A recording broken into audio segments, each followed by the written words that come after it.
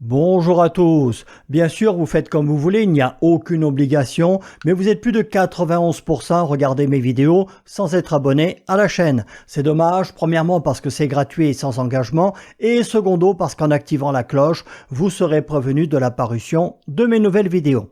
Alors, j'espère que vous allez tous bien parce qu'avant-hier, au moment de l'éclipse de soleil, j'ai eu peur pour vous. Et oui, dans nos statistiques, on a le détail des vues heure par heure et même minute par minute si on veut. Et à 19 heures, les vues sur la chaîne ont été divisées par 3 et ensuite, c'est pas reparti. Donc, plus pour vous que pour les vues, j'espère que vous n'êtes pas devenus aveugles. Les trains qui ne déraillent pas et qui arrivent à l'heure, je sais que ça n'intéresse pas grand monde et pourtant, j'ai eu envie aujourd'hui de vous raconter une belle histoire. Celle de Dobby.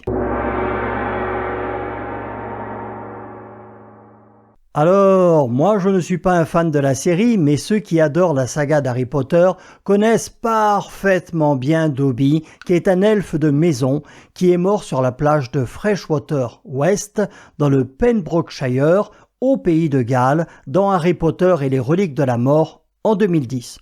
Et depuis, la plage est devenue un lieu de pèlerinage sur laquelle les fans qui y ont érigé un autel à la gloire de Dobby ont commencé à déposer des galets-pins et des chaussettes pour lui rendre hommage. Alors, vous allez me dire, pourquoi des chaussettes ?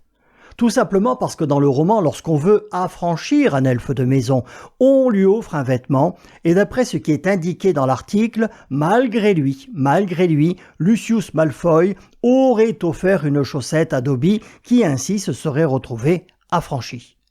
Les fans de la série nous diront dans les commentaires si je me trompe. Et donc, en 2022, le National Trust, qui gère le lieu, qui est une plage protégée du littoral, avait lancé une consultation pour décider du sort du mémorial et il avait été décidé de le conserver, mais on avait demandé aux fans, pour des questions environnementales, de ne plus déposer de vêtements.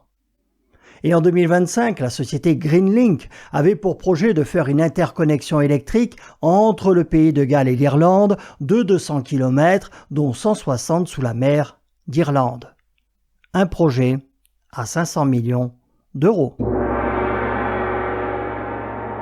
Simon Ludlam, l'un des responsables du développement de Greenlink, fait une interview pour la BBC en montrant sur la fameuse plage de Freshwater West où doit passer le câble.